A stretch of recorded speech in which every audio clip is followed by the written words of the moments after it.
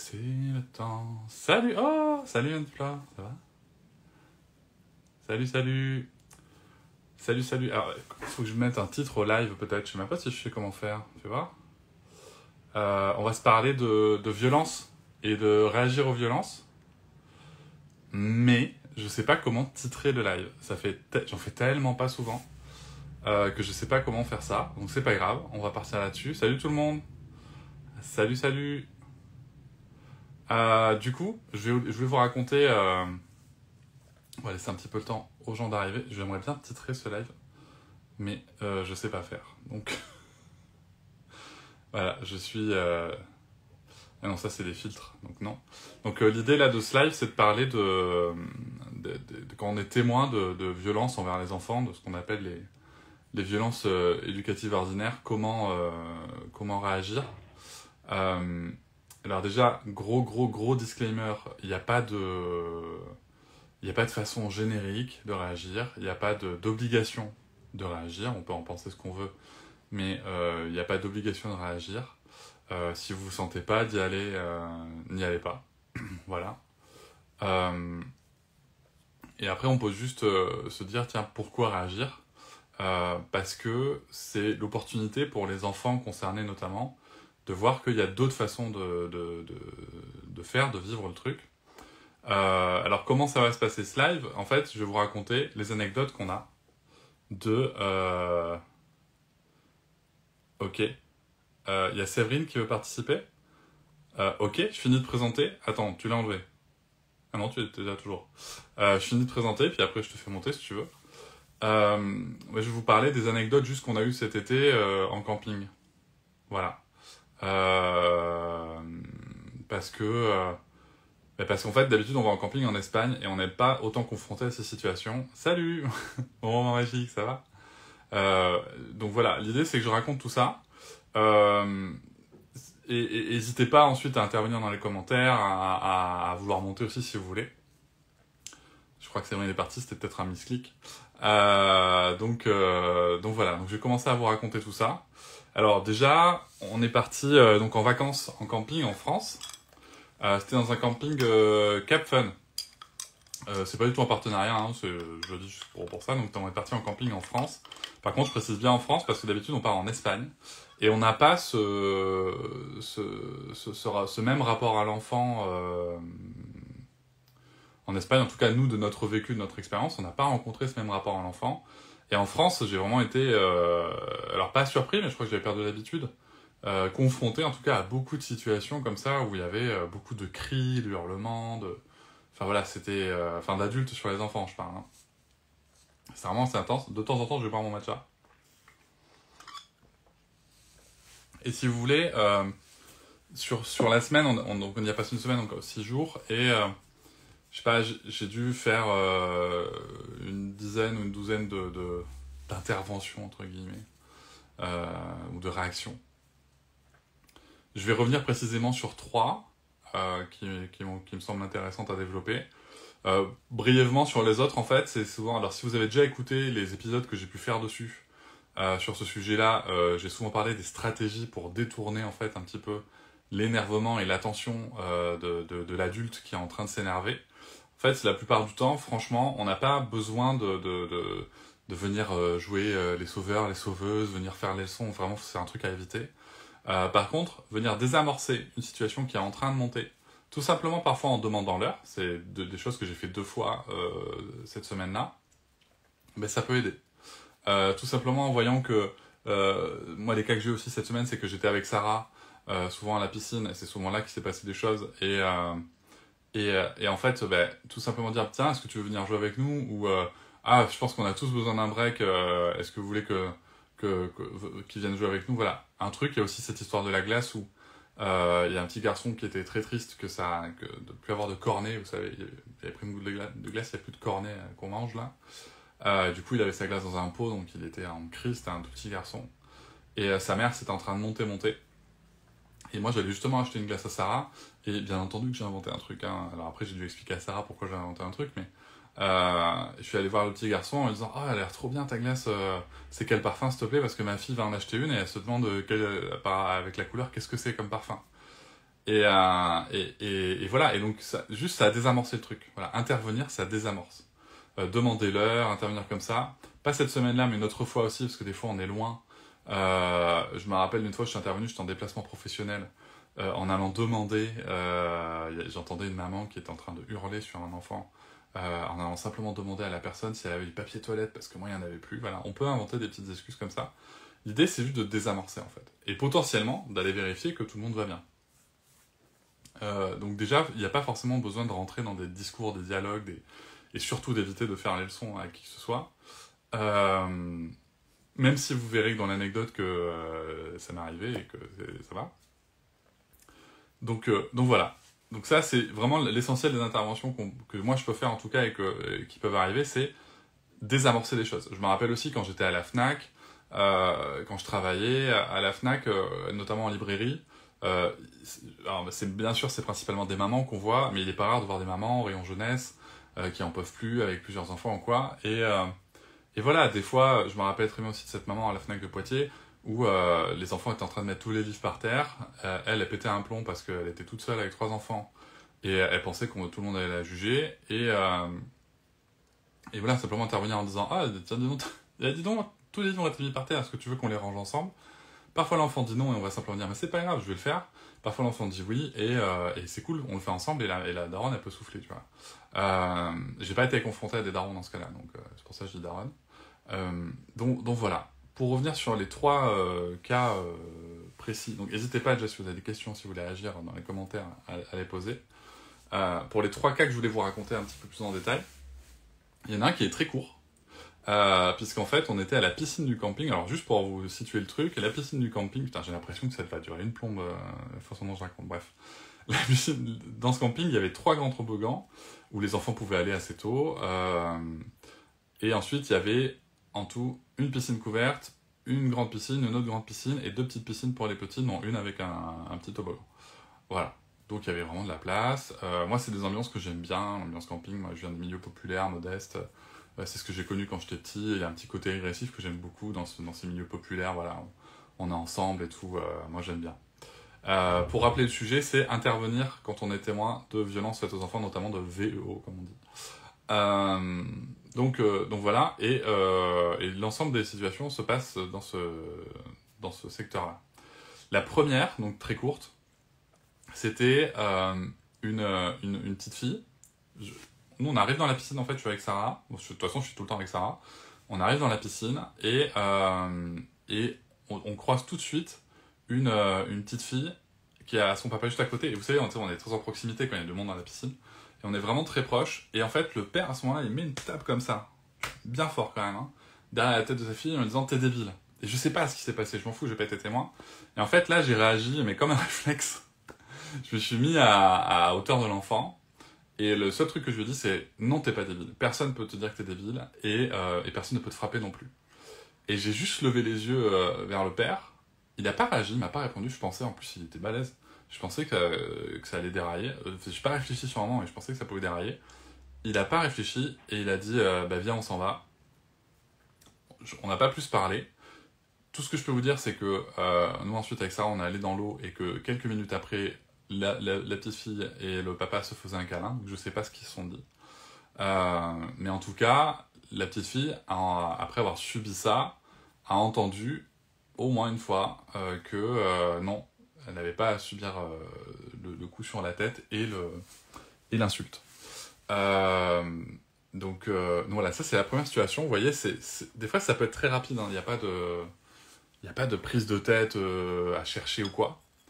Il y a une autre situation qui s'est produite dans l'ordre, merci Lal, dans l'ordre chronologique, mais je vais la dire à la fin, parce que c'est la première fois que ça se termine aussi bien, donc j'aimerais bien finir sur cette note-là, et je vais vous raconter du coup celle qui se finit moins bien,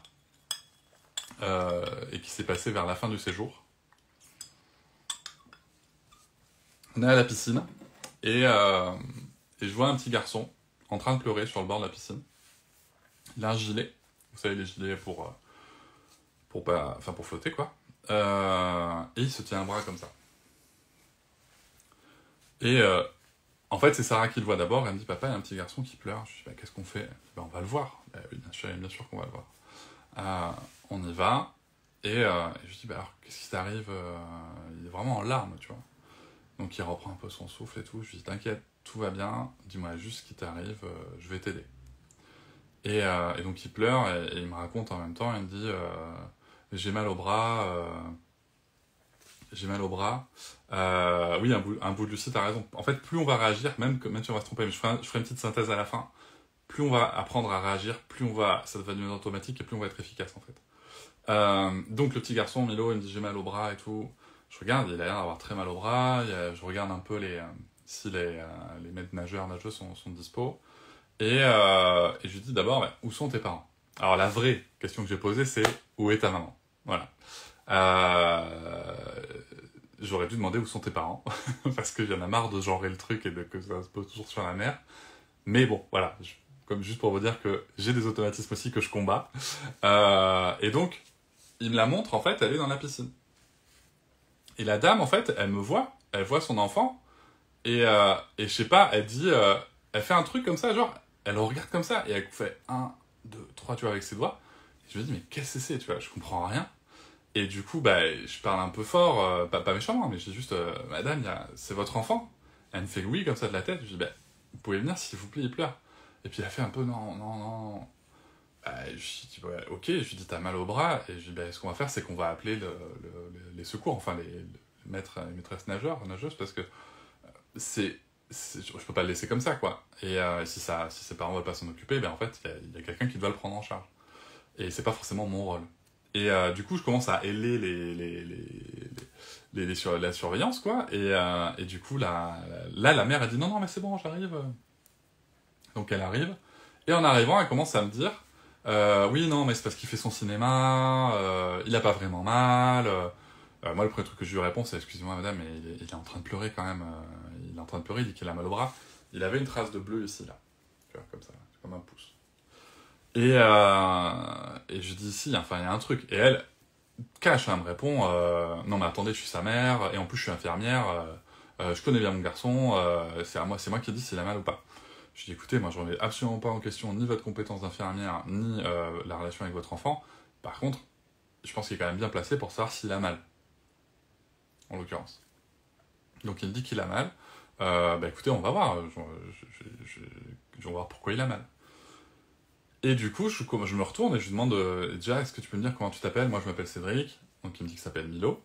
Et donc, on est avec Sarah, bien sûr, à ce moment-là, toujours. Il me dit qu'il s'appelle Milo. Et donc, Milo m'explique que il a mal au bras parce que son papa... donc, je lui demande pourquoi il a mal au bras. Parce que son papa l'a tiré par le bras. Ah. Sur quoi la maman intervient. Et elle lui dit, oui, mais c'est parce que tu m'as insulté, Milo. Alors là, je vous avoue que dans ma tête, le premier truc que j'ai envie de répondre, c'était non mais en fait, peu importe qui t'a insulté ou pas, c'est pas le sujet en fait, on ne justifie pas la violence. Mais bon, ça, ce genre de réaction primaire qu'on peut avoir dans ce genre de situation, je vous invite à les intérioriser un peu, même si j'y arrive pas toujours, hein, vous verrez dans l'histoire d'après. Mais je vous invite à les intérioriser un peu parce que c'est des réactions assez sanguines et ça va provoquer aussi une réaction sanguine en face, donc voilà. Et donc tout ce que je dis c'est ah bon? Est-ce qu'on peut laisser Milo finir l'histoire? Je dis alors Milo, est-ce que tu veux me dire ce qui s'est passé? Il me dit non mais j'ai pas insulté maman, par contre je lui ai répondu. Et là c'est vrai que la mère dit oui enfin que tu m'as insulté, que tu m'aies répondu, t'as été insolent, c'est pareil. Alors du coup moi je me permets de préciser, excusez-moi madame, mais entre une insulte et une personne qui exprime son opinion qui est différente du vôtre, que ce soit un enfant, votre enfant ou pas, en fait, non c'est pas pareil. Et en fait c'est intéressant parce que la dame elle était un petit peu sur cette défensive, mais elle écoutait. Donc ça, c'est vachement bien quand même qu'on peut échanger avec les gens comme ça. Et donc, et je lui dis, mais on va le laisser finir. Et du coup, en fait, il explique pourquoi. Parce qu'en fait, Milo, il sait nager. Mais il a un gilet parce qu'il sait pas très bien nager. Et que, du coup, à ce moment-là, il voulait nager. En fait, ils étaient dans la piscine où il avait pas pied. Il voulait nager et ses parents ont pas voulu le surveiller à ce moment-là. Donc, ils ont le droit de pas vouloir surveiller à ce moment-là ses parents. Il n'y a pas de débat là-dessus. Et du coup, en fait, au lieu de, je sais pas, de proposer une autre solution, parce qu'en fait, s'il y a une piscine où il aurait pu avoir pied, ils ont simplement dit non. Et puis tu ne vas pas nous saouler, c'est selon les mots de Milo. Et du coup, lui, en fait, bah, il a pété un plomb, enfin, il s'est énervé, l'enfant, et donc il a répondu à sa mère. Et là, du coup, son père l'a attrapé pour le sortir de la piscine. Voilà. Le père était pas là, hein. Apparemment, il s'était barré. Et, euh, et du coup, voilà, et je lui dis, ah ouais, mais dis donc, ton père, il a sacrément dû t'attraper fort, parce que t'as l'air d'avoir vraiment mal au bras, quoi. La mère, tout de suite, me dit, je tiens à vous préciser que moi, je suis pas en accord avec ces principes éducatifs. Ce à quoi j'ai répondu, alors c'est pas forcément ma réponse préférée, mais en fait c'est celle qui est venue. Ce à quoi j'ai répondu, en fait, madame, c'est pas une histoire de principe éducatif, c'est une histoire de respect des droits et de la loi. Voilà, en l'occurrence, on ne peut pas faire ça à un enfant. Et bon, j'ai dit à un enfant, mais on peut même l'étendre à n'importe qui, hein, concrètement. Euh, donc, euh, donc voilà, et en fait là, et ce que je lui dis en suivant, c'est imaginez vous en tant qu'infirmière, là où vous pratiquez, si vous voyez une femme qui arrive avec une trace comme ça, comme à votre fils sur le bras, et en lui disant que c'est son mari qui l'a attrapé par le bras, comment est-ce que vous réagiriez? Est-ce que vous seriez pas en alerte? Et là, très honnêtement, elle m'a dit, bah si, c'est vrai. Elle me dit, mais je pense qu'il a pas vraiment mal au bras quand même, parce que vous savez, hein, souvent on le connaît, hein, il fait semblant, et puis quand il a ce qu'il veut, après c'est fini. Et du coup, je dis à Milo, mais Milo, qu'est-ce que tu veux alors? Et donc Milo, il répond, moi ce que j'aimerais, c'est, moi ce que je veux, c'est nager, il est en train de finir de ravaler ses sanglots, moi ce que j'aimerais, c'est nager sans mon truc. Bah, du coup, je regarde la mère, je dis, bah écoutez, moi je suis là avec ma fille, je comprends que vous soyez fatigué, moi le premier je peux être fatigué, y a pas de souci. Ce que je vous propose, c'est que moi je sais nager, y a pas de problème, j'ai pied, enfin, la piscine elle faisait 1m40, je suis 1m93, voilà, y a pas de problème. Je dis, moi si vous voulez, on peut jouer un peu avec lui, avec ma fille, ou au moins le surveiller si vous voulez, je peux rester à proximité si vous sentez pas. Et elle a dit, non mais très bien, allez-y, on fait comme ça, alors, et puis vous allez voir ce qui va se passer. Et du coup, Milo enlève son gilet, Milo rentre dans l'eau. Il a le sourire aux lèvres, en effet, il est content de pouvoir rentrer dans l'eau sans son gilet. Et il s'élance pour essayer de nager. Et là, en fait, il n'y arrive pas. Il n'y arrive pas. Il essaye de nager un petit peu, il n'y arrive pas. Et sa mère dit, bah, qu'est-ce qui t'arrive? Et Milo, il dit, mais en fait, maman, j'ai mal au bras. Voilà, c'est-à-dire que c'est pas une histoire qu'il pleurait pour avoir ce qu'il voulait, il avait vraiment mal. Et du coup, j'ai juste dit à la mère, là, madame, vous voyez, je pense qu'il a quand même vraiment mal, puisque vous dites que c'était, vous m'avez dit que quand il aurait ce qu'il voulait, ça irait mieux, ça ne va pas mieux. Qu'est-ce qu'on fait? Et donc là, la mère, elle a dit, bon, on va aller voir ça de plus près. Elle est partie avec lui. Voilà. Donc ça, je me suis dit, bon, ben, peut-être que la mère va prendre conscience de quelque chose, machin. Pour finir cette histoire, qui est donc pas la plus joyeuse, ce que vous devez savoir, c'est que en rentrant, alors je sais plus si c'était Noëlla qui nous avait rejoint à la piscine ou si je l'avais rejoint au mobil-home, bref. En revoyant Noëlla, en se rejoignant, je lui raconte cette histoire avec le petit Milo. Et là, en fait, elle me dit, ah mais le petit Milo, attends, mais je l'ai vu moi déjà le matin ou la veille le matin, il pleurait déjà et il avait déjà mal au bras en fait. Et là, en toute transparence, on s'en a un peu voulu avec Noëlla parce qu'on s'est dit, putain merde, on sait pas qui c'est. Et visiblement, c'était pas un coup d'essai. Et voilà. Et nous, dans ces cas-là, en fait, on signale. Il n'y a pas de débat. Donc bon, le soir, il y avait un spectacle. D'ailleurs, très beau spectacle Cap Fun Aladdin. Franchement, c'était chouette, Sarah a adoré. Mais on s'était dit un peu, on va scanner un peu, voir si on retrouve le petit Milo. Bon, on l'a pas vu. C'était le vendredi soir. On les a pas vus le lendemain à la piscine non plus. Peut-être qu'ils étaient partis, je sais pas. Mais voilà. En tout cas, je sais pas ce qu'il a advenu de ce petit Milo. Je sais pas ce qu'il a advenu de sa maman infirmière. Mais en tout cas, il a eu l'opportunité de voir qu'on pouvait réagir différemment, de voir qu'un adulte pouvait écouter sa parole. Et ça, je pense que c'est important. Je sais pas ce que vous en pensez. Mais voilà, ça peut être une des façons de réagir. Écouter l'enfant, se mettre à sa portée et ne pas hésiter à reprendre. La dernière histoire que je voulais vous raconter, sauf si vous voulez réagir à la scène-là, vous pourrez réagir à la fin sinon. La dernière histoire que je voulais raconter, c'est celle qui se finit bien. Et ça, c'est cool. Elle se finit vraiment bien. Et ça me fait plaisir parce que ça m'était jamais arrivé que ça se finisse aussi bien.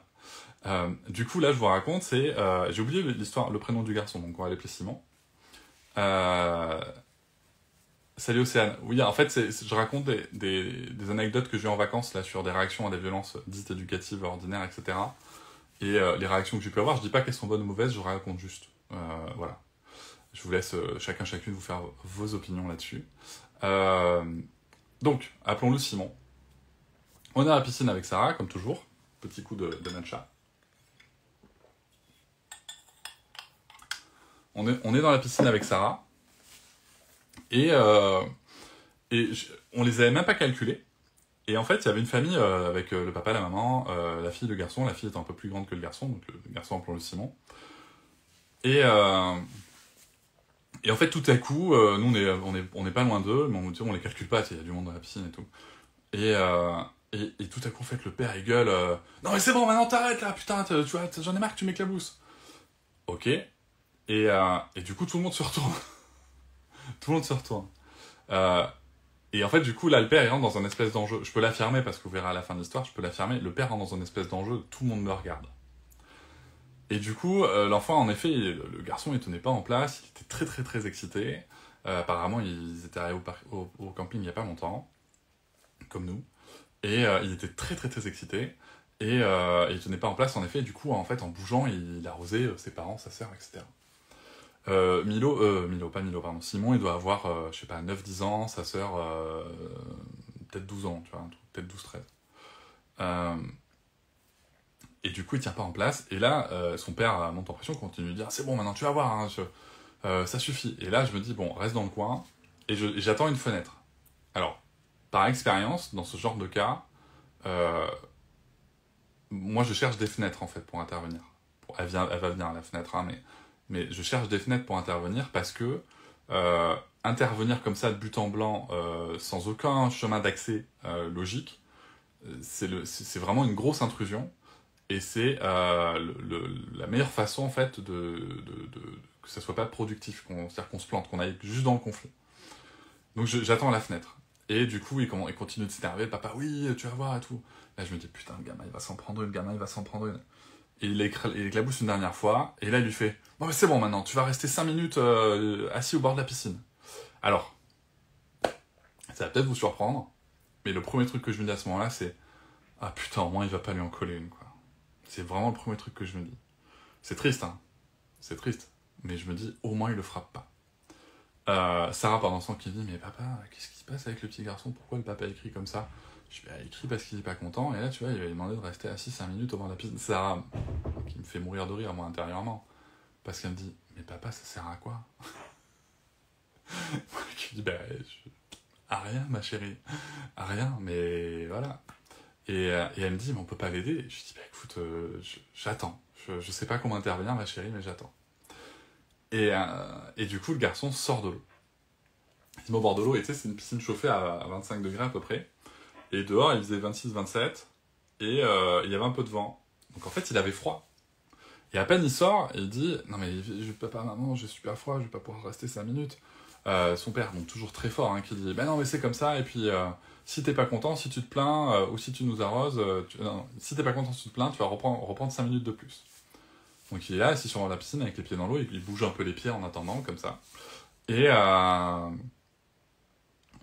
moi je bug à ce moment-là, enfin je suis bloqué en fait, parce que je vois pas comment y aller sans être dans un conflit direct. Et j'ai pas envie de ça. Et j'ai pas envie de ça. Oui, bonjour Corinne Goldman, t'as raison, Lucie. Et j'ai pas envie de ça, quoi. Tu vois, j'ai pas envie de ce conflit. Enfin, en tout cas, je me sens pas sur le moment d'aller dans un conflit comme ça. C'est pas le moment pour moi. Et donc, j'attends une fenêtre, quoi. Et je suis triste, hein, pour ce pauvre gamin qu'on observe. Et je suis pas le seul à observer, tout le monde regarde la scène. Hein. Donc, et à un moment, donc, il a les pieds dans l'eau, il commence à les bouger comme ça, tu sais, à faire des petites vaguelettes. Et là, il y a sa mère qui lui dit, non, non, mais attends, je t'explique, si tu nous arroses même avec les pieds, ou si tu joues dans l'eau avec les pieds, tu reprends 5 minutes aussi. Je me dis, putain, mais c'est pas possible. Donc le gamin, il croise les jambes et tout. Et là, qu'est-ce qu'ils font? Ils l'arrosent. Ils l'arrosent. Les trois, hein. Le père, la mère, la sœur. Ils l'arrosent.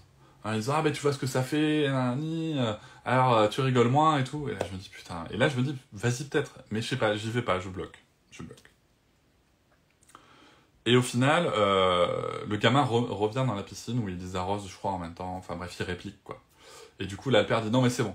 Il y avait une chaise juste derrière lui, il dit, tu montes sur la chaise et tu restes là, tu reprends 5 minutes, tu restes là. Ok, le gamin va sur la chaise, il est comme ça, toujours.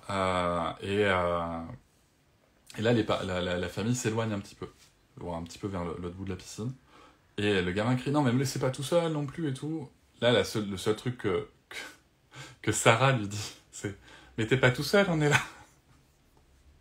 Tu vois. Et là, je me dis, j'ai peut-être une fenêtre, mais du coup, son père lui répond, non, non, mais t'attends, sinon ça va mal se passer. Donc je me dis, putain, ça se trouve, ça peut être pire. Donc, c'est pas le moment qu'il faut y aller, c'est pas le moment. Et alors, ça faisait pas 5 minutes, mais genre peut-être 2 minutes supplémentaires sont passées, et le père hurle comme ça, très fort pour que tout le monde l'entende, et c'était son souhait de l'humilier, il le reconnaîtra après. Euh, Allez, c'est bon, Simon, sors de ta punition, là maintenant tout le monde te regarde. Tu vois, tout le monde te regarde. Je reviendrai après, lien et parentalité, sur comment j'en parle avec Sarah. Et tout le monde te regarde. Et là, le gamin donc sort de sa punition, revient dans l'eau, il est en train de nager vers ses parents, et le père lui dit comme ça, toujours très fort, ah ben tu vois, t'as pas honte un petit peu là? T'es bien humilié là, hein. Tout le monde a honte pour toi, tout le monde a honte de toi. Et là, j'ai ma fenêtre. Et là, en fait, vraiment, j'ai ma fenêtre, et j'attends pas, clac, je me débloque. Parce que j'ai ma fenêtre, parce que le gars me prend en partie. En disant à son enfant, tout le monde a honte de toi, tout le monde te regarde, il m'ouvre la porte pour intervenir, parce qu'il parle à ma place. Donc il me prend en partie. Et donc je m'en mêle.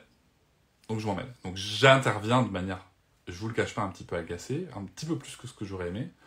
Et du coup, comme je suis pas très loin, je me rapproche très très vite. Et je lui coupe la parole, je lui dis non, non, non, non, monsieur. Et donc, sur le même ton que lui, aussi fort. Pour moi, c'est important que tout le monde entende. Et sur le même ton que lui, pas pour l'humilier, hein, juste pour être au même niveau. Et du coup, je lui dis aussi fort que lui, non, non, en tout cas, moi, j'ai pas honte de votre enfant. J'ai honte pour vous. J'ai honte de vous, de l'avoir humilié ainsi devant tout le monde, juste parce qu'il était en train de jouer dans l'eau, quoi. Et le gars dit, oui, mais non, mais c'est pas possible. Et puis de quoi tu te mêles? Je dis, mais non, je me mêle parce que c'est vous qui avez demandé la vidéo. Vous parlez à ma place. Vous parlez à la place de tous les gens autour. Après, si les gens autour sont pas d'accord, ils ont qu'à le dire. S'ils sont d'accord avec vous, ils ont qu'à le dire. Mais moi, je vous le dis, j'ai honte de vous, monsieur. C'est pas normal que vous traitiez un enfant comme ça. Et donc là, le premier truc qu'il me dit, c'est, oui, mais attends, il tenait pas en place et tout. Et je lui dis, est-ce que seulement vous lui avez demandé pourquoi est-ce qu'il tenait pas en place? Parce qu'en fait, c'est votre job de père de vous intéresser à ça. Et là, le gars me dit, ouais, c'est bon, laisse-nous tranquille, voilà. Bon, je laisse tranquille. En m'écartant, je croise Simon et je lui dis juste, ce que tu as vécu, c'est pas normal. Sache que nous, on trouve pas ça normal et que si ça se reproduit, tu peux venir nous voir. Voilà. Sur ce jour-là, ça s'est arrêté là. Pour revenir à la question qu'on m'a posée, comment j'en parle avec Sarah, en fait, je lui demande ce qu'elle a pensé de la situation. Je lui demande ce qu'elle a pensé de la situation. Sarah m'a dit, mais moi, j'étais très triste pour le petit garçon. Et puis, en fait, elle a déjà vu des enfants punis à l'école et tout, donc c'est une situation qu'elle a déjà observée. Ouais, j'étais très triste pour le petit garçon, je comprends pas pourquoi son papa il a fait ça, et en plus, elle me dit, je comprends même pas à quoi ça sert, quoi. Parce que Sarah, elle a compris, et notamment en envoyant à l'école, que parfois, en tout cas, de son ressenti à elle, elle a compris que parfois, ce qu'elle a constaté à l'école, c'est qu'un enfant qui est très très excité, ou parce qu'il y a trop de bruit ou quoi, qui s'assoit dans un coin avec la maîtresse, hein, pour redescendre, elle comprend parce qu'en fait, il revient, il est calmé. Voilà. Donc, et ça nous est déjà arrivé à nous aussi de le faire, donc du time in, comme on dit. Sarah a 6 ans pour Océane. Donc, elle voit l'intérêt, en fait, du coup, de s'isoler, en tout cas, de faire un time in. Elle fait des time out toute seule de son propre chef pour se calmer. Donc, elle voit un intérêt. Mais là, elle ne voyait pas l'intérêt, tu vois. Oui, Marie, je pense mettre le live en replay. Je fais pas beaucoup de live, donc j'espère que techniquement, je ferai pas de conneries. Mais bref, on en parle, et donc voilà comment est-ce qu'on débriefe, et je lui dis, mais qu'est-ce qu'il aurait pu faire, le papa et tout? Et elle me dit, bah, il aurait pu simplement le laisser, lui s'écarter, le laisser jouer plus loin, voilà, enfin, voilà. Et voilà. Là où l'histoire se termine très bien. Et vous allez voir que le papa que vous détestez à ce moment-là, peut-être, en tout cas moi qui m'a beaucoup agacé à ce moment-là, ben finalement, il avait des choses à faire et des choses à dire. Le lendemain, on revient à la piscine, et je le vois dans la piscine avec sa femme.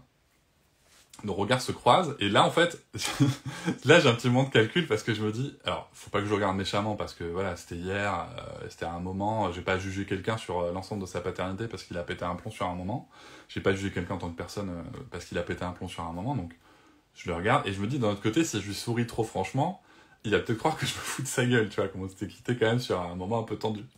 C'est toujours particulier, ce moment-là, vous savez, donc, je lui souris, je tente un sourire un peu cordial, tu vois, genre... Ouais, enfin, je sais pas. Je sais même pas si j'ai fait cette tête-là, je ne sais pas. Bon, en tout cas, on s'est pas énervé. On va dans l'eau avec Sarah. On se met pas forcément près d'eux et tout. Et à un moment, merci Nora. Et à un moment, c'est lui qui vient. On n'est pas très loin et du coup, c'est lui qui vient vers moi et qui me dit, je voulais vous dire pour hier. Je pense que vous avez raison. Je suis allé trop loin. Ok, donc je prends le truc déjà parce que je vous cache pas que c'est la première fois que j'ai l'occasion de revoir un parent.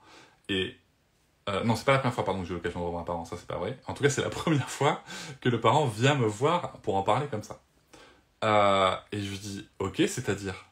Il me dit, ben en fait, je sais pas, on venait d'arriver, moi je voulais qu'on profite tous ensemble, du coup on leur a dit de venir dans la piscine avec nous. C'est vrai qu'ils voulaient d'abord faire les toboggans, et voilà. Et puis en plus, quand j'ai crié la première fois, j'ai vu que tout le monde me regardait, et voilà, fallait que je montre qui c'est le patron, quoi. Je lui dis, ok. Je lui dis là du coup les enfants ils sont où? Il me dit bah du coup on en a parlé hier soir, c'est eux qui m'ont, enfin c'est mon garçon qui m'a expliqué que ils voulaient d'abord faire les toboggans. En fait ils tenaient pas en place parce que c'est vrai que la piscine dans laquelle on était, en fait on a des toboggans juste en face, quoi. On ne voit que ça, on entend les enfants qui hurlent, qui crient, qui s'amusent. Et il m'a expliqué que c'était trop dur pour lui, en fait il tenait pas en place. Je dis ok, mais du coup lui il vous a dit ce qu'il aurait aimé. Il m'a dit bah il aurait aimé aller au toboggan d'abord, mais moi je voulais qu'on reste ensemble et tout. Je dis mais là ils sont où là? Bah du coup là ils sont allés au toboggan. Alors je dis beaucoup du coup, mais ça c'est moi qui raconte, hein. C'est mon tic de langage. Il me dit bah, là ils sont allés au toboggan et ils nous rejoignent voilà, dans 10-15 minutes, quoi, le temps de bien se défouler. En effet ils les ont rejoints après et ça se passait super bien. Et je lui dis bah ok, je lui dis bah, franchement c'est cool. Je lui dis moi ce que je tiens à vous dire c'est que je pensais pas qu'on allait se reparler aujourd'hui, je pensais même pas que vous auriez cette proposition-là, et je trouve ça hyper fort que vous ayez été capable d'en reparler avec l'enfant, de vous remettre en question comme ça. Et là, il m'a fait rire parce qu'il m'a dit, ouais, mais faut quand même, voilà, il y a quand même cette position de, voilà, faut savoir qui c'est qui commande, quoi. Je lui dis, bah oui, mais en même temps, qui c'est qui commande? Je lui dis, est-ce que vous avez l'impression de pas commander? C'est vous qui décidez que vous allez à la piscine, c'est vous qui décidez à quelle heure on mange, à quelle heure machin. Ils peuvent quand même décider où est-ce qu'ils vont se baigner d'abord, quoi. Et là, il m'a dit, bah ouais, c'est pas con. Et puis après, il m'a dit, bon, moi, je vous laisse tranquille, voilà, je voulais juste venir vous dire ça. Moi, je l'ai remercié chaleureusement. Et puis voilà, on s'est recroisés les jours suivants en souriant, voilà, c'était cordial. Mais comme quoi, ça peut aussi bien se finir. Il y a Julie qui nous dit, moi, je crois que beaucoup de parents ont toujours envie de bien faire et que beaucoup manquent justement d'accompagnement et d'écoute et d'infos, c'est triste. Je trouve autant pour l'enfant que pour le parent. Oui, carrément. Carrément. Et tu vois, dans cet exemple-là, mais même dans tous les autres exemples, c'est qu'il y a plein de moments où c'est la relation, en fait. Tu vois, c'est vraiment... Moi, je rejoins vraiment Marion Querc sur ce sujet. Le sujet, c'est la relation qu'on a avec l'enfant. Tu vois, c'est vraiment ça. C'est vraiment... Parce que là, en fait, concrètement, tu vois, il y avait le plan du papa dans sa tête, de l'image qui se faisait du début des vacances dans la piscine, tu vois. Et il voulait respecter cette image, tu vois, il voulait aller vers cette image. Manque de bol pour lui, son enfant, et puis alors son enfant, tu vois. Du coup, Simon a 9 ans, enfin 9-10 ans, je sais plus. Euh, et, euh, et lui, son enfant, il a projeté autre chose, tu vois. Et à un moment, peut-être qu'à 9-10 ans, l'enfant, on a le droit enfin, il a le droit d'être, enfin, de toute façon, c'est dans ses droits, j'ai envie de vous dire, mais voilà, enfin, à 9-10 ans, quand même, un enfant qui te dit, qui est en âge d'aller au toboggan tout seul et tout, voilà. Après, si toi, t'es pas rassuré sur les toboggans, peut-être que tu peux l'accompagner, peut-être que tu peux machin, mais peut-être que l'enfant a aussi son mot à dire sur comment est-ce qu'il veut débuter sa baignade, tu vois. Donc voilà, c'était aussi simple que ça, quoi. Salut un bout de Lucie. Et Léa qui dit, oui, et même entre parents, fait pas toujours preuve de beaucoup de bienveillance, le regard des autres, le jugement n'aurait-il pas aussi un impact? Mais clairement, mais attention, ce que je tiens à préciser, c'est le regard des autres dans une culture. Tu vois? C'est que là, le papa, tu vois, il a augmenté quand il me dit, je vais rappeler qui c'est le patron, mais c'était pas spécialement même pour son enfant. Il voulait montrer qui est le patron aux yeux du monde qu'il le regardait. À partir du moment où il a crié, c'est ce qu'il m'a dit, hein, à partir du moment où il a crié la première fois et qu'il a vu que tout le monde le regardait, c'est là qu'il y a un enjeu de pouvoir qui s'est installé. Il fallait qu'il montre qui il est, tu vois. Il fallait qu'il montre qui est le patron, mais dans la culture qui est la nôtre. Sur d'autres exemples, moi je ne compte même pas le nombre de fois, que ce soit en vacances ou ailleurs, où Sarah me dit, je dis tiens, tu veux pas qu'on fasse ça? Moi j'aimerais bien faire ça. Elle me dit moi je préfère autrement, machin. Je dis ok, on va faire autrement. Mais le nombre de regards que je prends de gens qui me... Mais vraiment, et puis il y en a, ils se cachent pas, hein, ils me regardent dans un... Tu vois, des trucs comme ça. Parce que je suis en train de juste de dire à mon enfant, ben, je vais t'écouter. Et je m'en bats les couilles, moi. Enfin, concrètement, enfin, j'ai quel enjeu dans ma vie sur une baignade, sur, tu vois, enfin, sur... C'est quel enjeu, tu vois? Aucun. Mais parce que c'est aussi un détachement qu'il faut avoir vis-à-vis de ça. On est dans une tyrannie de la norme, tu sais, donc il faut respecter la norme. Oui, là, tu passes pour un faible, exactement. Mais bizarrement, si tu veux, j'ai pas beaucoup de sujets d'opposition, moi, avec ma fille. Pour citer mon ami André Stern, c'est parce qu'on lui a appris à céder, parce qu'elle nous a vu faire, donc céder avec des guillemets, mais qu'elle a appris à le faire. C'est aussi simple que ça. Ça me fait penser aux petites parenthèses Terrible 2, là, ce mythe qu'on a inventé, pour faire croire que les enfants étaient toujours le problème, parce qu'il y a le Terrible 2, et puis après il y a le Three-Nager, après il y a le Fucking Four, il y a je sais plus quoi, Five, machin Six. Enfin voilà, on voit ça dans les magazines, beaucoup, notamment en France, toutes ces appellations pour dire que à chaque âge, l'enfant est un problème. Et ça commence à 2 ans, parce que c'est là qu'il va commencer à dire non. Et c'est vrai qu'il y a cette phrase d'André qui est dans... Alors, c'est pas dans le podcast, c'est dans un audio qui est dans mon livre Tu vas être papa, parce qu'il y a 4 audios dedans. Et André qui dit, mais je comprends pas, nos enfants deviennent tels que nous les voyons aussi tels qu'ils nous voient. Donc si nos enfants nous voient constamment leur dire non, non, non, non, non pour asseoir notre pouvoir, bah, qu'est-ce qu'ils vont faire les enfants? Ben, on leur apprend à dire non, non, non, non, non, quand eux ils veulent un truc. Il n'y a pas de concession. C'est aussi simple que ça. Alors bien entendu qu'il y a des choses qui sont non négociables. Il y a surtout ce qui est sécurité, santé, respect d'autrui, il n'y a pas de débat. Et c'est justement là toutes les frustrations aussi que vont rencontrer les enfants. Quand il y a des gens qui vous disent qu'il n'y a pas de frustration, c'est faux. Mais voilà, et c'est ça qu'il faut qu'on arrive à casser, tu vois. C'est ça qu'il faut qu'on arrive à casser. C'est tout ce côté, mais on voit bien dans la société française, c'est incroyable, quoi.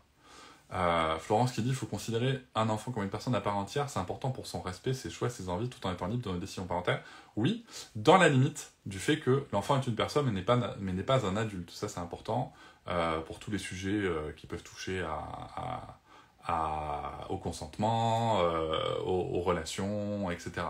C'est important. Je sais que c'est pas forcément ton propos, hein, t'inquiète, mais je le précise juste à chaque fois, parce qu'on a vu les dérives aussi de ce discours-là, avec des personnes... notamment avec des Dolto, des De Beauvoir et tout, qui pouvaient soutenir des relations en considérant l'enfant comme un adulte, des relations entre adultes et enfants, donc non. Mais je sais que c'est pas ton propos, hein, c'est juste, je précise toujours ça parce que c'est important. Et cette phrase que je ne supporte pas d'entendre, petits enfants, petits problèmes, et grands enfants, grands problèmes. Ah oui, oui, non, mais ça aussi c'est très social parce que alors après, il y a un petit peu de vrai quand même là-dedans parce que c'est pas les mêmes expériences. Qu'on va tenter, j'allais dire conneries parce que j'ai pas de problème avec ça, mais voilà, c'est très différent, quoi. Est-ce que l'entourage a un impact aussi, par exemple les grands-parents? Oui, je pense que les grands-parents ont un impact. Alors nous, tu vois, on a l'exemple. Alors, je ferai peut-être un autre live là-dessus parce que je veux pas me perdre non plus dans les sujets. Et puis j'ai une dernière anecdote à vous raconter qui vient de me revenir. Mais, tu vois, par exemple, de mon côté... Avec ma mère, j'ai pas de problème là-dessus. Ma mère, elle a eu Ma mère aurait pu tomber dans le laxisme avec Sarah. Et la période où Sarah a commencé à taper, elle a eu l'honnêteté, la simplicité de venir me voir et me dire « Cédric, quand elle me tape, qu'est-ce que tu veux que je fasse ? Comment tu veux que je réagisse ? Parce que est-ce que moi, je voudrais pas la laisser faire ?» Tu vois, donc elle a eu l'honnêteté de me dire « Moi, je veux pas la laisser faire. » Donc tant mieux, oui, maman, ne laisse pas faire. Et en même temps, je sais pas, tu m'as dit que tu voulais pas de punition, pas de machin, comment je fais? Donc du coup, on a discuté de comment faire, c'est passé, ça s'est passé tout seul. Et voilà, mon père, bien entendu, ne rentre pas dans l'équation puisqu'il ne peut pas avoir ma fille sans ma présence, donc il n'y a pas de discussion là-dessus. Et nous l'exemple qu'on a ensuite, c'est qu'avec la grand-mère maternelle, on est dans un laxisme total. Donc... Voilà, chacune ses problématiques, mais tu vois, nous on est dans l'inverse, c'est-à-dire que moi j'ai vraiment ce problème de laxisme du côté de ma belle-mère, mais peut-être que je ferai un live là-dessus, à l'occasion, si vous voulez. Dans les pays nordiques, ils fonctionnent différemment, et c'est une population, les gens sont plus heureux, oui, souvent, oui. Est-ce que tu penses qu'il existe des enfants plus complexes à accompagner? Je le pense non sans peine, de mon petit garçon de 3 ans et demi, je suis pourtant de nature patiente, empathique. Oui, bien sûr qu'il y a des enfants plus complexes à accompagner. Il y a bien sûr qu'il y a des enfants plus complexes à accompagner. Et en plus, je travaille avec des enfants de ça, avec l'approche ABA, analyse du comportement. Oui, bien sûr. Il y a des enfants plus complexes à accompagner. Ça, c'est clair.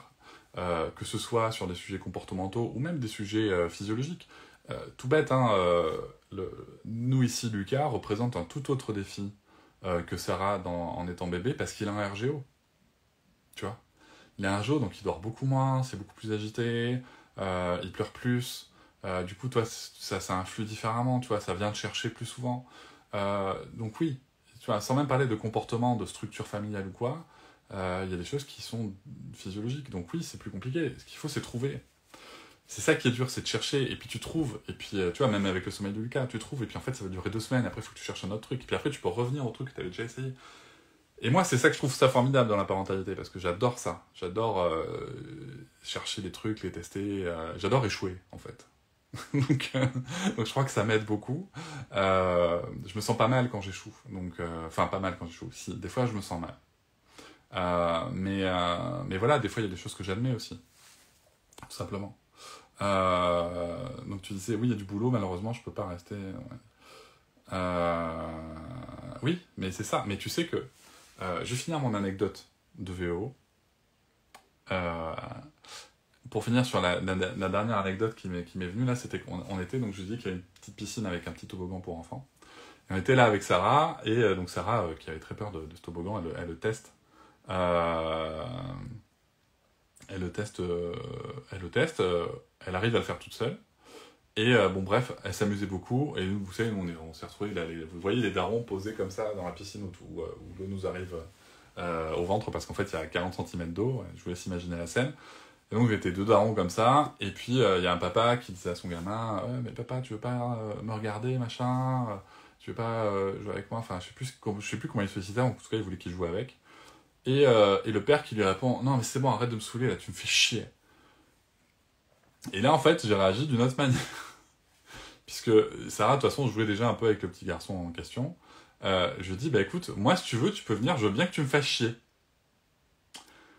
Et du coup, le petit garçon est venu, on a joué un peu, puisqu'en fait, il fallait juste faire semblant d'être un alligator ou un crocodile. Voilà, donc je me suis allongé dans l'eau, j'ai mis la tête sous l'eau, et je me suis relevé en disant, voilà. Et du coup, là, le daron, ça a duré 2 minutes, même pas. Et du coup, là, le daron, il dit, oui, enfin, c'est bon, c'est pas la peine de parler comme ça. Je dis, ben, je sais pas, j'ai repris vos termes, vous lui avez parlé comme ça, donc j'ai repris le terme, sauf que moi, je veux bien qu'il me fasse chier. Enfin, moi, ça me fait pas chier, on joue ensemble et c'est chouette. Et du coup, le daron, en fait, il a juste dit, ouais, j'ai peut-être mal dit quand même. J'ai fait, vous êtes fatigué. Et là, en fait, je lui ai juste posé la question, j'ai dit, vous êtes fatigué? Il me fait, ouais, mais c'est ça, on a roulé toute la nuit, j'en peux plus, ma femme s'occupe du plus petit aussi. Et je lui dis, mais y a pas de souci. Je lui dis, ça arrive à tout le monde d'avoir des paroles comme ça. Je lui dis, mais voyez, on peut aussi s'arranger entre adultes et soutenir, quoi. Et le gars, en fait, il m'a dit, ouais, je sais pas, je sais jamais arrivé, mais en tout cas, c'est cool. Et voilà. Et puis après, nous, on est partis rejoindre ma compagne. Donc voilà, mais ça peut aussi se passer comme ça, vous voyez. Et des fois, si je prends des trucs avec un peu d'humour à agir. Et puis voilà. Et puis il y a des fois où il y a des gens qui vont vraiment mal le prendre et c'est compliqué. Florence qui nous dit, c'est dans ce qu'elle adore en ce métier assistante maternelle, c'est se remettre en question toujours face à chaque enfant. C'est comme résoudre une énigme, mais c'est ça, moi j'adore. Enfin, moi c'est de l'escape game, la parentalité, tu vois. Ça me passionne. Manon Rose, en ce moment je m'en veux, je n'y arrive plus. Jusque-là, j'ai toujours réussi la bienveillance. Maintenant, je suis souvent la mère que je voulais absorber. Pas être, je m'énerve, je n'y arrive plus, je suis HS. Alors déjà, Manon Rose, après je vais te répondre Océane, puisque c'est dans le thème, mais je voudrais juste dire Manon Rose que bah, t'es pas toute seule à ressentir ça. Moi le premier. Moi, Lucas, c'est très difficile pour moi, Lucas. Pas le fait d'avoir 2 enfants quoi, mais voilà, il a un RGO, je me sens souvent pas compétent. Et souvent pas suffisant. Voilà, je me sens souvent pas suffisant. Je me dis que je suis pas au niveau pour Lucas. Et en fait, au début, tu vois, je me disais, mais si, je suis au niveau et tout machin, et donc voilà, je me suis auto-coaché, et voilà, mais en fait, non, ça marche pas, c'est trop dur. Donc, j'ai juste accepté le fait que j'allais pas être suffisant, en fait. Voilà, j'estime que seul, en tout cas, quand je suis seul avec lui, de manière globale, ben, je suis pas suffisant par rapport à ses besoins spécifiques, par rapport à ce que je suis capable de fournir. Et en fait, de faire ça, ça m'a enlevé une pression. Et du coup, en fait, ça va mieux.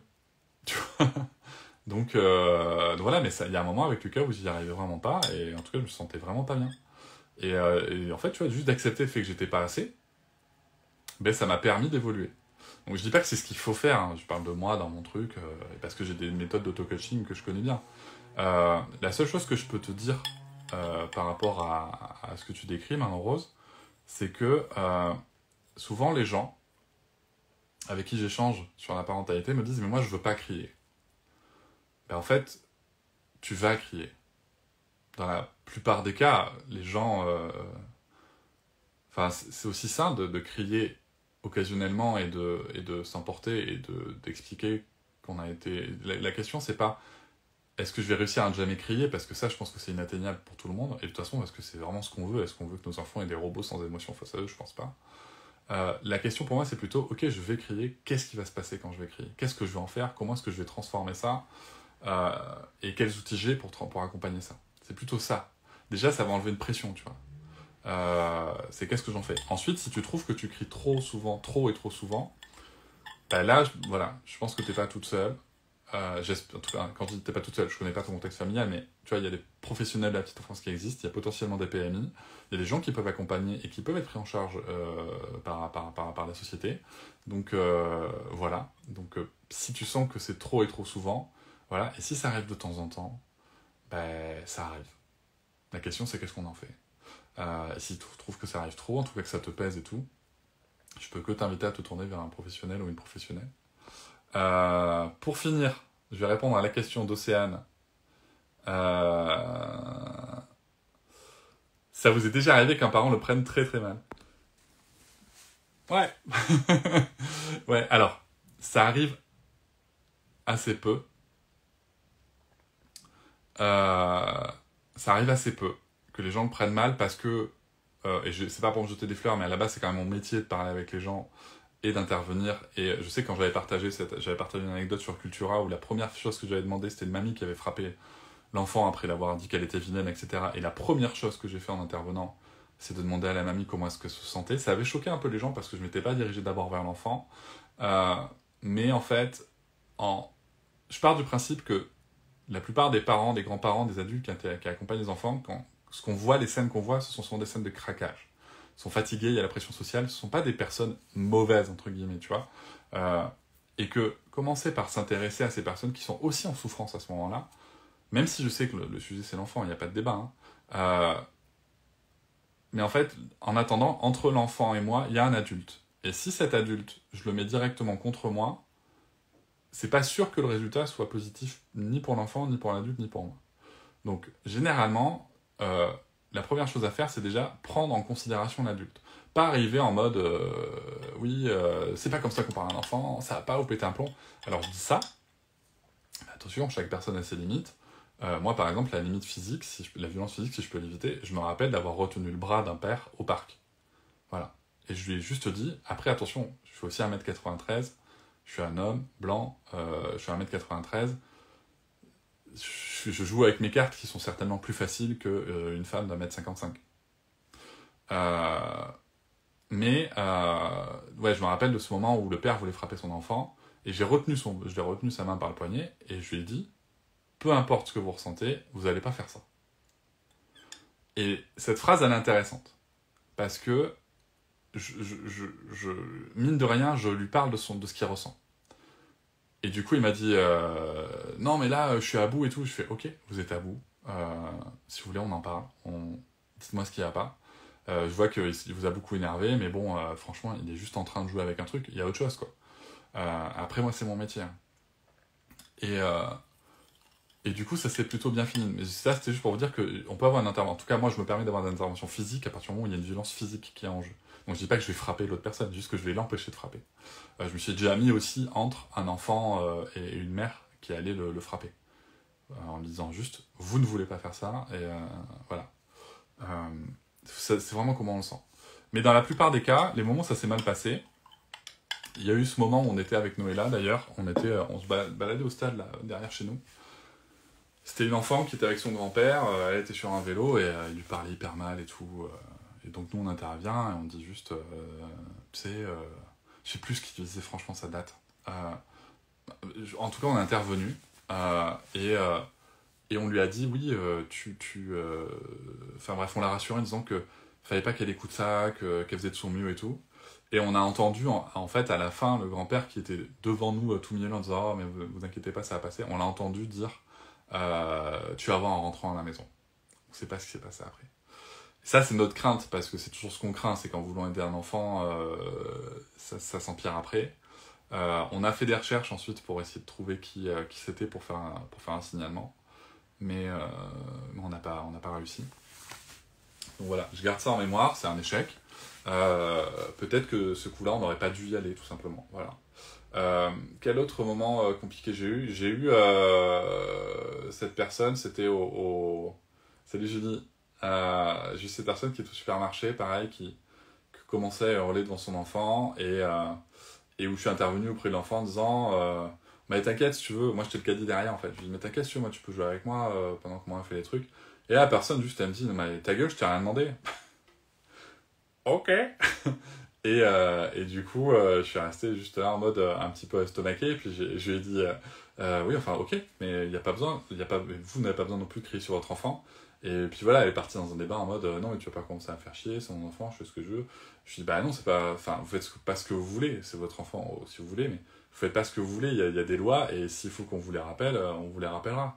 Et là du coup en fait, j'aime pas aller sur ce terrain-là parce que ça résout rien, tu vois, ça apprend rien. Mais c'était pas une bonne intervention, voilà, c'était pas une bonne intervention. Je l'ai raté celle-là et voilà. Donc mais bon, je te dis ça, j'ai dû intervenir, je sais pas, mais des dizaines et des dizaines de fois, quoi. Je sais pas combien de fois. Et il y a que 2-3 fois où ça s'est pas passé comme. En tout cas, où ça s'est pas bien fini en ma présence, quoi.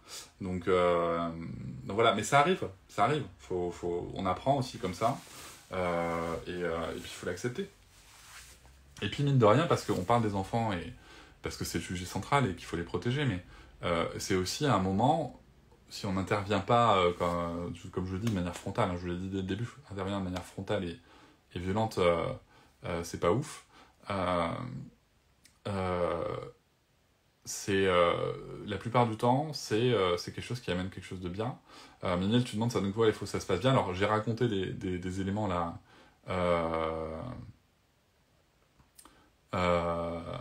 J'ai raconté des éléments où ça s'est bien passé. Cachut qui dit j'ai justement entendu des témoignages d'adultes battus étant enfants qui se faisaient violenter davantage quand les personnes étaient intervenues. Oui, c'est vrai, c'est possible aussi. C'est pour ça que pour les personnes qui viennent d'arriver, je vous invite à re-regarder le live. C'est pour ça que j'ai appris avec l'expérience à chercher des fenêtres en fait. T'inquiète, Vignel.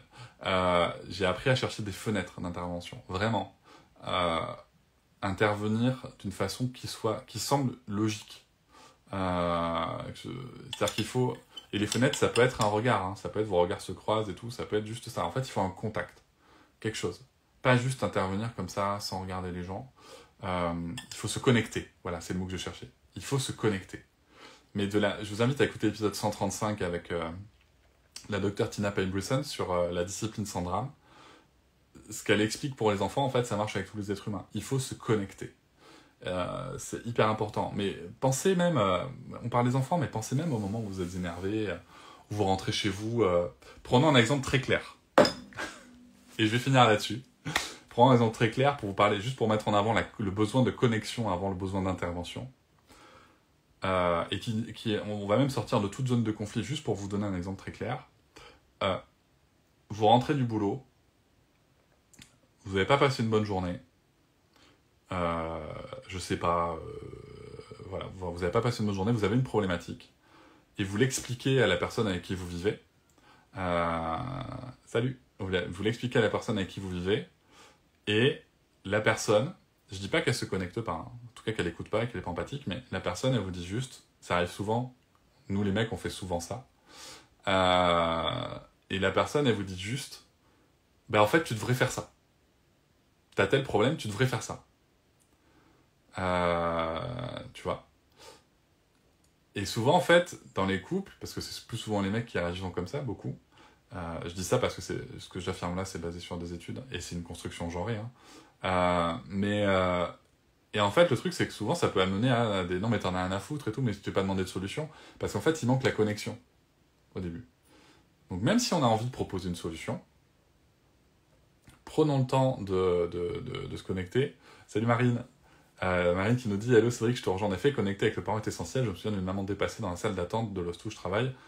Elle est sous pression. » C'est la première partie, je vous laisse lire. Je relirai la suite du commentaire, Marine. Mais en effet, c'est ça, il faut se connecter, mais vraiment se connecter.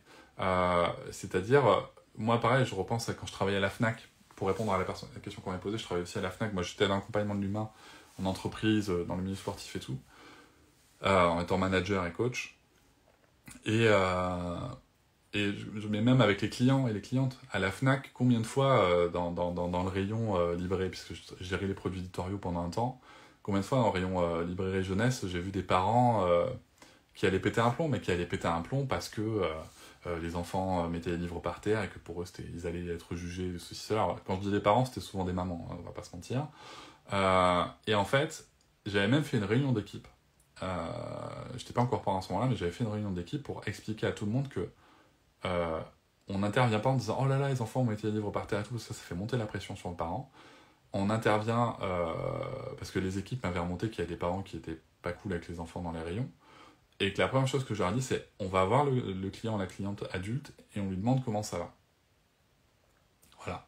C'est aussi simple que ça. Comment ça va? Comment je peux vous aider?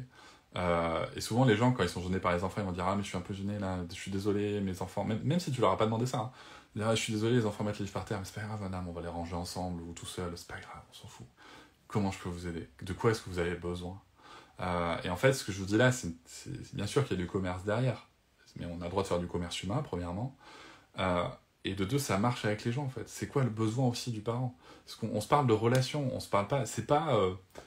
C'est beaucoup plus complexe que les gentils enfants, les méchants parents, le sauveur, la sauveuse. Faut pas rentrer dans ce triangle-là, quoi. Ce qu'on appelle le triangle de Cartman. Bref, il faudra que je refasse un live là-dessus, parce qu'on va arriver à 1 heure de live, et ça fait beaucoup. Mais voilà, c'est beaucoup plus complexe que ça, et en tout cas, c'est connecter. Se connecter à l'enfant, se connecter aux parents, et souvent, du coup, ça va rentraîner une connexion entre l'enfant et le parent alors qu'elle était en train de se perdre ou de se détériorer. Je lis la suite de ce que nous dit Marine. Les gens, il faut remarquer que les enfants sont bruyants, donc la dame qui est dans sa salle d'attente, j'entends une claque qui part. Oh. J'ai empoigné des stylos et des feuilles pour donner aux enfants et j'ai rassuré la maman qui faisait son max, mais je lui ai rappelé que ses enfants faisaient comme ils pouvaient aussi. J'ai installé des petits sur les feuilles et la maman a versé sa larme. Je l'ai revu depuis avec des feutres. Oui, mais c'est ça aussi. C'est ça. Mais d'une manière plus générale. Et je vais vraiment finir là-dessus. Ce que nous raconte Marine aussi, c'est intéressant parce que conclusion, il y a les volontés, les ressources, les pressions sociales qui interviennent et se mélangent souvent. Oui, mais il y a un autre paramètre. C'est que comment ça se fait qu'à la base, dans ces salles d'attente, il n'y ait pas de quoi occuper les enfants, même si c'est pas le public spécifique. Tu vois, encore une fois, c'est un espace dans lequel on n'a pas pensé les enfants au début. Et bien entendu que j'entends aussi des gens qui vont dire oui, mais c'est quand même aux parents d'avoir la responsabilité d'amener des stylos, des feutres. Oui aussi, c'est vrai. Mais peut-être que d'habitude, sa dame, elle le fait, puis peut-être que ce jour-là, elle a oublié.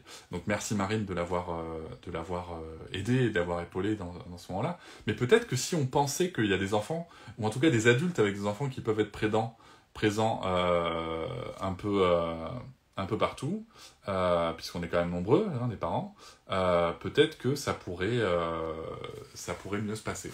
Voilà. Et peut-être que ça empêcherait aussi certains agacements qui amènent des violences. Donc voilà. Je vais arrêter ce live ici. Je vous remercie. J'en fais très rarement, donc je vais voir si je reconduis de manière régulière ou pas. Ça a l'air de vous intéresser, donc on va voir. Hilal, les trains, etc. Tu en parles souvent, mais l'adaptation de spéciaux aux enfants change. Mais oui, mais bien sûr. L'adaptation aux enfants. Voilà. C'est important qu'on évolue là-dessus. Ça pourra peut-être faire l'objet d'un autre live spécifique. Et voilà. Je vous dis à bientôt. Merci d'avoir suivi.